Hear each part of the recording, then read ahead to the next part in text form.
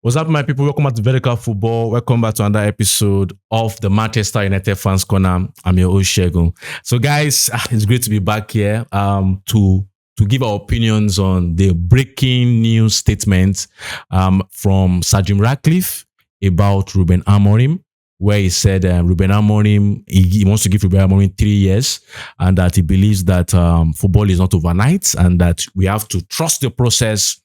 And then that look at Arteta after a few years when he came in, he was struggling, and how that things are looking on the positive for us now. And that he also said that, you can't make knee-jerk reactions to what journalists are writing here and there about the club and about Ruben Amorim. So, guys, let's analyze what he has said. Let's analyze what Sir Jim Ratcliffe has said about Amorim. And first and foremost, for me, I'm not going to be saying whether that statement is right, whether the decision to back Ruben Amorim is right or wrong. I won't be doing that. I think what I'll be doing is trying to look into Sir Jim Ratcliffe's brain, if you call it that, to understand what has he seen that he has come to this conclusion that 3 years of following the process is the right decision with Ruben Amorim. Now, I understand that football is a very complicated sport, and football is a result-based industry. You can say that statement today, but let's assume 3 games, 4 games are lost on a row. What does that do? Do they still maintain the belief and the plan that they have? Do they still maintain that really? And for me, I've always believed, and I've always said this off air, that the most important person, obviously, in this whole discussion about Ruben Amorim and Manchester United, the most important person is Sir Jim Ratcliffe. I think it's now very, very clear when he was even asked that if Glazers decide to sack Amorim, what is going to happen as the major shareholders? If they decide to sack Amorim, what is going to happen? And he said that is not going to happen. So I want to let us journey through Sir Jim Ratcliffe and understand what exactly is going on in his mind that he has come to this conclusion that it's better to stick with 3 years, at least verbally, to stick with 3 years with Ruben Amorim. So, guys, let's drop right to it. First thing is, I think there are 2 questions we need to ask ourselves as United fans. 2 questions we need to be honest about. First question is, why is it that we go out to other clubs to get in promising players? Sometimes we get in players that are doing fantastically well in their club, established players in their clubs. And when we bring them to Manchester United, many of the times they perform for a season. And after the season, they become like the rest of the players we have on ground. They become bad. And then we now say these players are bad, they're not even good. And then for some of them also, when we now let them go, we now see them go to, a few of them, we see them go to other clubs and they show signs of the promise that they showed us before we bought them. But in United, for many of them, it was just 1 season. And after that season, like something snuffs out their energy and their potential, and they become like the rest of our players. Second question. Why is it also that we have this trend where we see promising managers doing well in their respective clubs? Some of them are serial winners like Mourinho, and we bring them in to our club. And for some reason, the club swallows them up. And what they've been able to achieve in other clubs, they struggle, if at all they even achieve those things in our club. And we have to let them go. As Gary Neville famously said, he said that this club is not like a graveyard for coaches. And that statement was even made even before the current coach, Ruben Amorim, was brought on board. Why is it like that? And then I sat down and I was like, let me analyze this thing. And then in all of my analysis, I found out that there are 2 possible conclusions to this situation. Because in all through this time we're talking about, that's all through 12 years now that we'll be talking about, different managers, different kinds of players, different profiles of players, yet we are still seeing this, we can call it failure at the club for these 12 years after Sir Alex Ferguson. So there are two names that keep reappearing in my own analysis. And the two names, first of all, was number one, the Glazers, and number two, Manchester United. So what is Sir Jim Ratcliffe thinking now is the Glazers part. Yes, they are still majority shareholders, but when it comes to footballing decisions, right? When it comes to the footballing operations, he believes he has replaced the Glazers. So now you can also argue there's now a change in terms of it's not the Glazers that are there in terms of footballing now. They might be in the commercial aspects, but the footballing operations now, there's somebody new that has brought in his own team to handle the footballing operations. That leaves us with one remaining answer: Manchester United. That in all the failures you have experienced, different names, yet the constant name that keep reappearing aside of the Glazers is Manchester United. What exactly is wrong with Manchester United? What exactly? And then I went further to look at it. If we say that United has no problem, we don't have any problem. It's just that the players we bring in are not good players.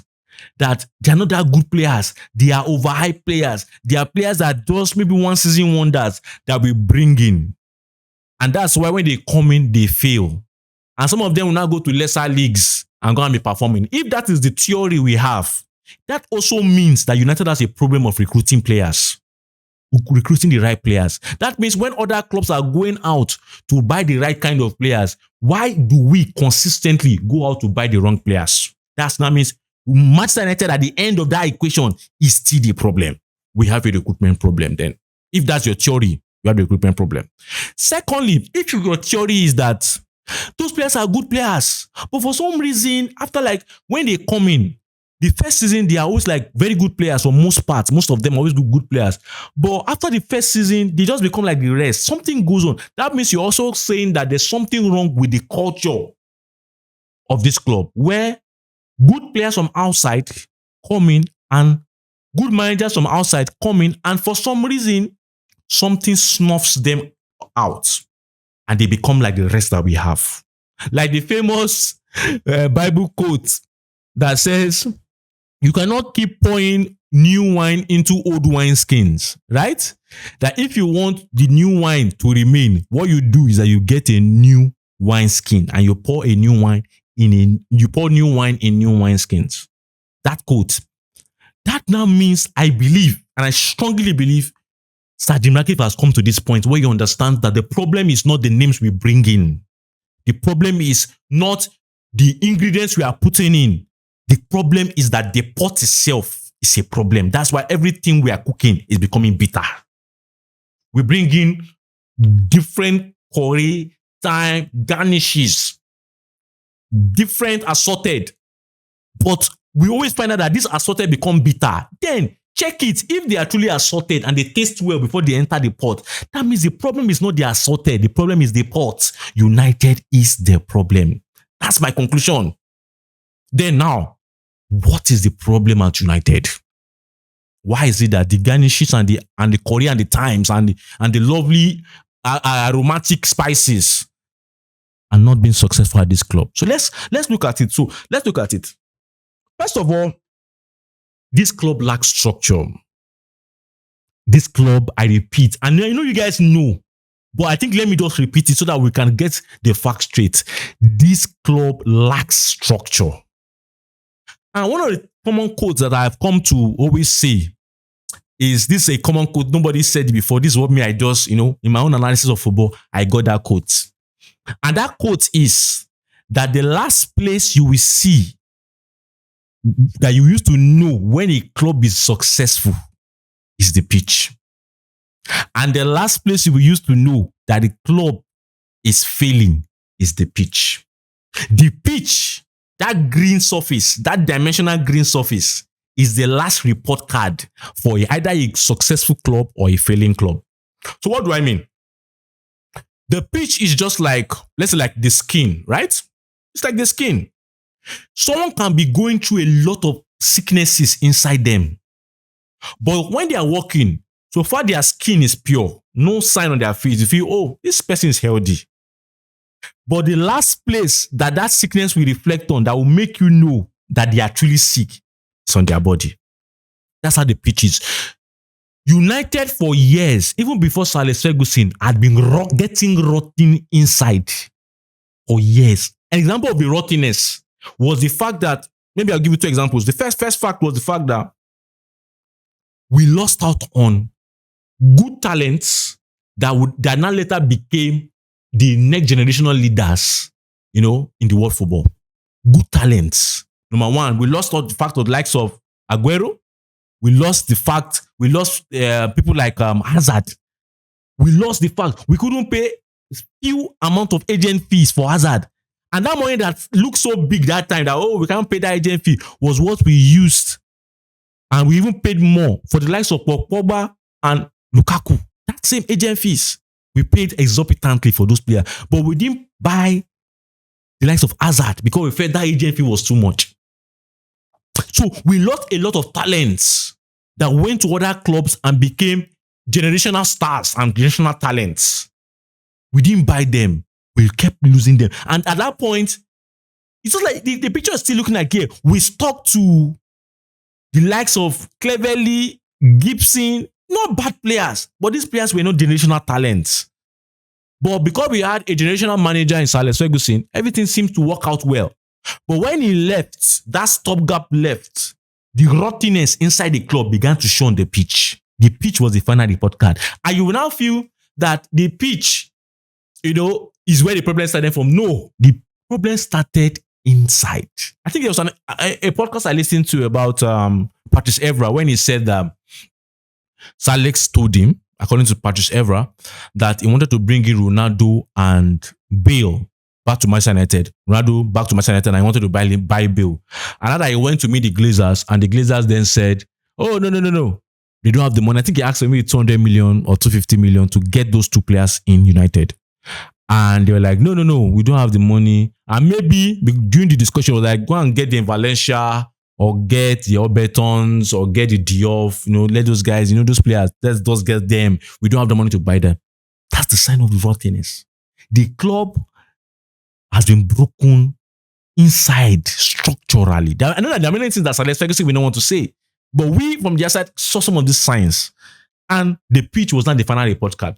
And now, to make this club work, in my own view, if your focus is only on the pitch, and let us get this right on the pitch, you will keep having this cycle of changing players and changing managers if the inside rottenness is not yet being solved. That's my opinion. And I feel this owner, Sir Jim Ratcliffe, understands that there is a rottenness inside of the structure of United. And that's why you see how that things are beginning to things are beginning to take shape in terms of at the back end, in terms of how we go about our recruitment, how we go about signing players. I think there was an interview where Sir Jim Ratcliffe said that United doesn't even have data analytics. We don't even have data analytics to determine, the things that we should use to buy a player. And that's why they started had to bring in people from Formula 1 to come to this club to do data analytics. When the likes of Liverpool are like 4 or 5 years ahead of us in that process. The same data they used to determine that the likes of Salah and the likes of Mane were the best fit for their club. And 4 or 5 years after that is what Man United is now adopting. Can you see how backward this club has been? They said in the training facilities, that's also part of the structure. How that we were the best, had the best training facility, in terms of Sir Alex Ferguson, on the last day of Sir Alex Ferguson, and now that we had one of the worst training facilities, one of the worst outdated, until the Glazers, until Sir Jim Ratcliffe now had to invest 50 million to get it back to the top.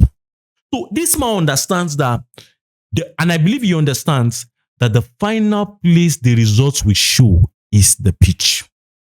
I think he believes that. And that's why he is looking at it that we brought this coach because we believe in this coach. Why don't we give him time to do the job he wants to do? Now, you might agree, you might disagree. That's not my concern. And I'm not advocating for Amorim to stay. I'm just saying, this is what I believe he's thinking. This is what I believe he's thinking. Another thing is players that we have brought in. Oh, you said you agree, we've made a lot of mistakes in terms of players. Yeah. And I think he also mentioned it, that the likes of Anthony, for 100 million. The likes of Maguire for 80 million. These have been terrible decisions that we've made over the years. Terrible decisions. And it's also a pointer to the fact that there is something wrong with the way we run this club. And that those things, those failures have not transmitted into the pitch as the final report card. We've had situations of how that the likes of Caicedo was offered to us as 4 million naira, 4 million pounds. I think around 4 million pounds. How that the likes of Erling Haaland was offered by Ole Gunnar Solskjaer, and we pass on those guys. We prefer to buy the big names. And now that it has not even ended up into real success on the pitch. A lot of structural problems that we've experienced in this club. And also, it's not a coincidence also that we've been beginning to see them rectify these problems. In terms of the likes of Orozco that has been brought, Sekou Kone, Chido, Obi Martins, Sam Luzale. You see these boys that are beginning to bring in the academy, right? They are beginning to work on this. So I feel they believe, and this Sergeant Ratcliffe and the likes of Wilcox and Berada, they believe that this is a much more bigger project than just sacking the manager and bringing a new one. Now, you might, as I said, you might agree or disagree, but I believe they believe it's a much more bigger project. And the problem of United is much more bigger than who is the manager or not. Yes, you can agree also that maybe the 3-4-3 formation and with the mid-season introduction of Ruben Amorim actually made things worse. You can agree that. But also, you can also agree the fact that the problems of United are much more bigger than who is the manager. Because there's no assurance that the person we're going to bring in now will not still get swallowed up by this club. There's no assurance. There's no assurance. Now, let me talk about the last thing. About player signing. I think another reason in Sergeant Ratcliffe's mind by making that statement would be the fact that when you bring a manager in, yes, I know the results have not been okay. Yes, it has always been like this. We win at home. We get good performance at home now. We lose woefully away. That has been the trend this season. But also, I think what they are thinking is the fact that if we brought in a manager to play a particular system and we are not patient enough to buy in what he needs for that system to work, then why did we bring him in the first place? Why did we bring him in the first place? And I feel it's not even a matter of, maybe it's not a matter of Ruben Amorim. Whoever Manchester United is going to bring in as a next coach, we still need 3 years. We still need 3 years. Because the problems are much more bigger. Yes, you can have a manager that comes in and maybe the first 6 months or 8 months they win. As we see with some managers like Ten Hag, first 6 months, 8 months you win. And maybe in that period of winning games, you win maybe 1 or 2 trophies, right? But everything still goes like this and comes down. We see players coming. Oh, they perform first season and everything still what? Comes down. So it's like, what do we want? Do we want someone that comes on a high, after a few months we say, oh, sack him. Maybe that's the journey you guys want. Maybe.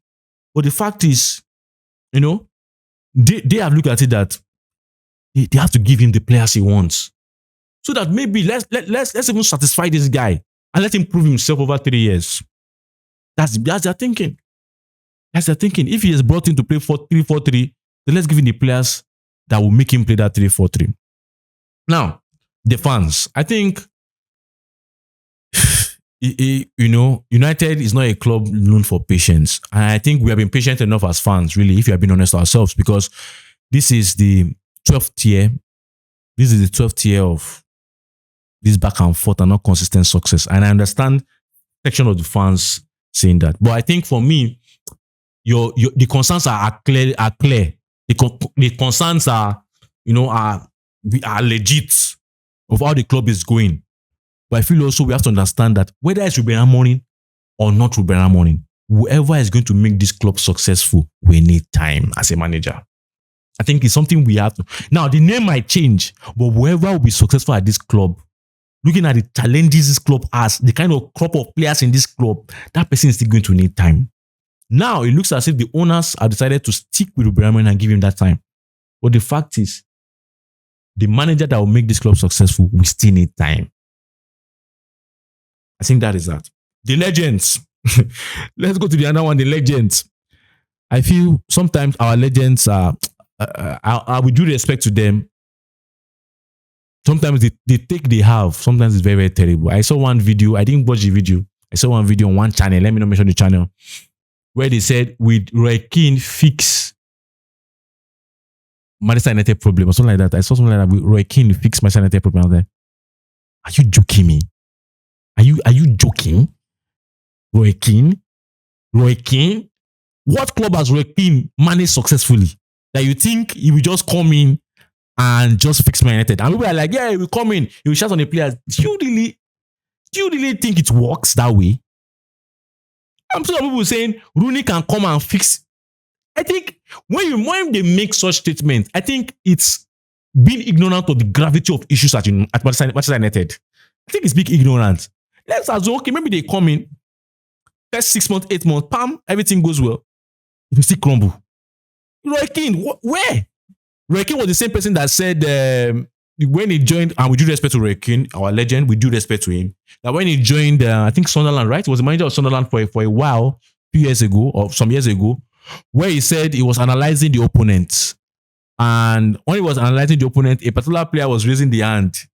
And he was like, why are you raising your hand? Keep your hand down. And like, he was raising his hand. And the answer, okay, you just talk, you are raising your hand, what's going on? And the player was one telling Roy Keane, the manager, that the goalkeeper, you are exploiting the weaknesses for the opponent. He's not no longer the goalkeeper at that club, he has been sold. And I was like, that's the person you want to manage Manchester United? Or is it Gary Neville that didn't succeed at Valencia? Now, I'm not trying to ridicule these guys. The point is, the problem of United is bigger than these guys. It's easy. And it's easy for me also to sit back behind this mic and analyze the club. It's a different ballgame when you're on the hot seat. Yeah, and I'm not trying to support Ruben Amorim on this. I'm just trying to make a point. That to now be telling us, will Roy Keane fix? To me, it's being ignorant of the situation. Or it's just trying to just deceive who can be deceived among the fan base. But that will not work. And the media. I think at this point, if you want to be deceived by the media. If you want to be free, analyze the game with what you are seeing with your eyes. And I keep telling people, analyze the game with what you see. Don't believe what these guys are saying. Don't even believe what I'm saying. Hear what we have to say, but analyze with your mind. See with your eyes. Analyze with your mind. A lot of terrible reporting has been done in a couple of months. A lot of terrible reporting. I have to be honest. And I think it's not coincidence that Sir Jim Ratcliffe even mentioned journalists, because a lot of fake news and false news have been reported. A lot of even disingenuous football analysis have been done on tactics boards. If you are being honest to ourselves, and I'm being honest, and I'm trying to be respectful, then when you look at it, you're like, really? Is this what you see? Is this what you see? And I'm like, this is not what I see. I want to be careful not to say silent things, but it's disingenuous. It's disingenuous for someone to come and say, Amorim tweaked against Sunderland. And the way he tweaked against Sunderland was that off the ball, he played 4-4-2. That's the first time we have seen it. That's not the first time we've seen it. Maybe that's the first time you saw it. These are content creators or football analysts actually saying this. That's not the first time we saw it. Maybe that's the first time you are seeing it. But throughout the preseason, we saw 4-4-2. A lot of the period of time. Even in this season, on certain matches, we saw 4-4-2 off the ball. And people are saying, and this is the first time we're seeing it. It tweak it. Tweak what? Have you been watching this club? So people say, this is the first time Mount is helping the myth. Are you kidding me? Why do you think we have been clamoring for Mounts on this podcast? I think it's funny. I think it's really, really, really funny. And sometimes we do respect to them. We do respect to them. Not trying to say certain things that are being prideful. We do respect, and we humbly, I say to them, I think they are wrong. Humbly. And I think the disingenuous analysis, I'm not saying we keep Ruben Amorim. I'm not saying that. But at least while we do what we do, as the media, can we please be honest? Doing a breaking news 1 hour to the game and saying Ruben Amorim could be sacked.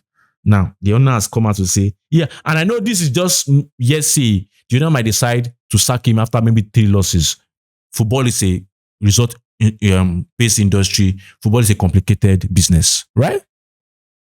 But I think it's also a point to show that he mentioned it here. the media has been terrible. Yes, I know you have to eat from United, but please, while you are eating from United, please be honest why you do so. Please analyze why you do so. And do the analysis well why you do so. And I feel if we do that, will be okay. So, guys, these are really my few points on what Sir Jim Ratcliffe has said. Guys, I really feel the issues of this club runs deep. And I feel whether we sack the manager or keep the manager, it doesn't still negate the fact that the issues are deeper. And I feel people should recognize the fact that the issues are deeper. The problems are deeper. The constant name, as I repeat, if you want to exclude the Glazers because they've been replaced by Sir Jim Ratcliffe, is the fact that Manchester United is a common name in all these failures. So guys, let me have your opinion on this analysis I've done about what Sir Jim Ratcliffe said. Do you agree with what I said? Do you disagree? Let's have that discussion. Guys, thank you very much for sticking with us. Don't forget to like, don't forget to subscribe, and most importantly, don't forget to share. Until I see you next time. Bye.